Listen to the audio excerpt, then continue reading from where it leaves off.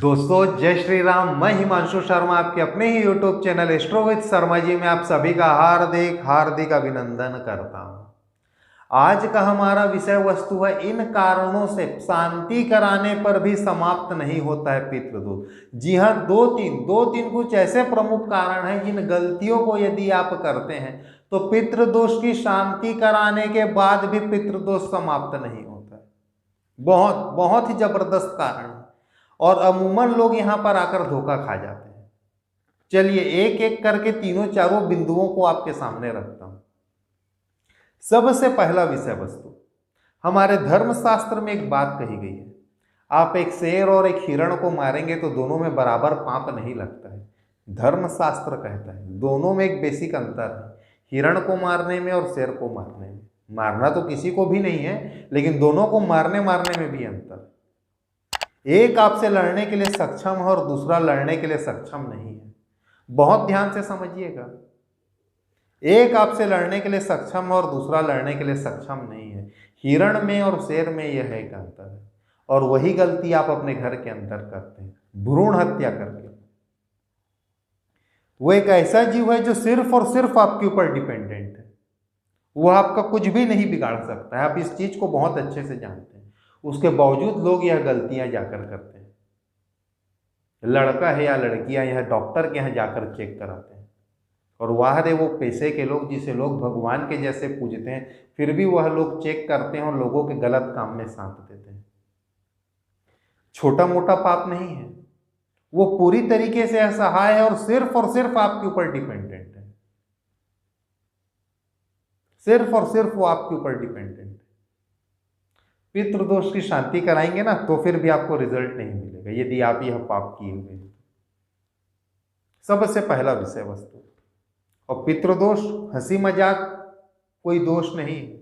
जिस व्यक्ति के कुंडली में 100% का पितृदोष बना रहता है उसमें भी स्तर होता है, कौन सा ग्रहण दोष है और कौन सा पितृदोष है। पहली बात तो लोग यहीं पर आकर कंफ्यूज हो जाते हैं। नंबर 2, वह ग्रहण दोष बन रहा है तो वह कितना प्रॉम्प्ट बन रहा है, कितने मजबूती के साथ बन रहा है, जिसके में 60%, 70%, 80% तक का पितृदोष दिखाई देता है। वह व्यक्ति जीवन भर स्ट्रगल करता है तो फिर भी वहां से बाहर नहीं आ पाता है। बार बार नौकरी बदलेगा, बार बार व्यवसाय बदलेगा, धन स्थिर रूप से संचित नहीं हो पाता है, लोगों के घर में वंश वृद्धि नहीं होती, संतान की प्राप्ति नहीं होती, घर में कभी भी सुख नाम का चीज नहीं रहता है, बहुत सारी चीजें।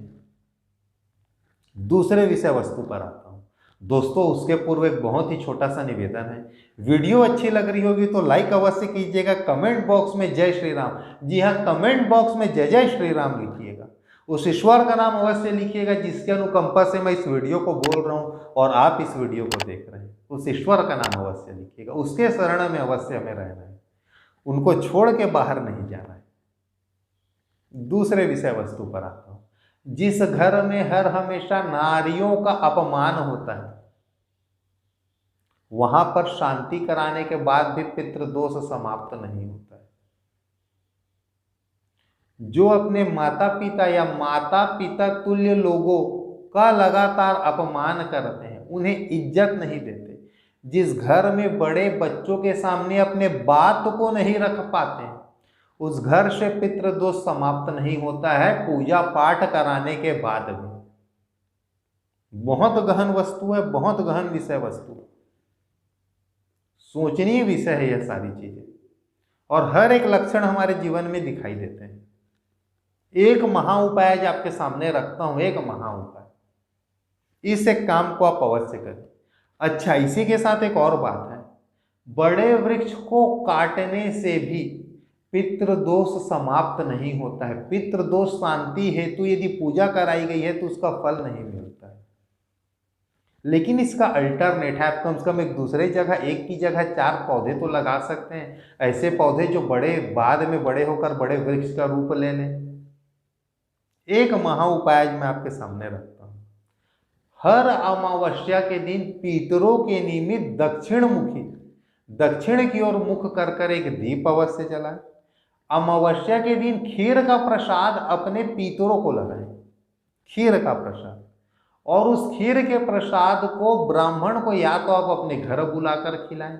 यदि आपको ऐसा लगता है नहीं लाइफ बहुत फास्ट है और यह सब चीज़ें प्रैक्टिकली पॉसिबल नहीं है कि हम ब्राह्मण को इनविटेशन दें और इनवाइट भी करेंगे तो केवल खीर खिला के कैसे भेज दें, भाई बाकी भोजन भी तो कराना पड़ेगा, घर तक बुलाएंगे तो कैसे एक कटोरी बस खीर खिलाकर हम उन्हें वापस भेज दें। घर के आसपास कोई तो मंदिर होगा, मोहल्ले में कोई तो ब्राह्मण रहता होगा, कोई तो ब्राह्मण मित्र होगा आपका, उसे आप खिला देंगे, उसके घर आप एक डिब्बे में पैक करके पहुंचा देंगे। ये भाई घर में आज प्रसाद बना था, आपके साथ हमारा बहुत ही हेल्दी रिलेशन है, तो ये एक डिब्बा आपके यहाँ भी, इतना तो कम से कम कीजिए। पूरे श्रद्धा, पूरे भक्ति, पूरे विश्वास के साथ। परिणाम अवश्य दिखाई देगा, अवश्य आपको परिणाम दिखाई देगा। चलिए दोस्तों, आज के लिए आप सभी मुझे इजाजत दें। अगले कार्यक्रम में फिर एक नए विषय वस्तु के साथ मैं आपकी सेवा में हाजिर होऊंगा।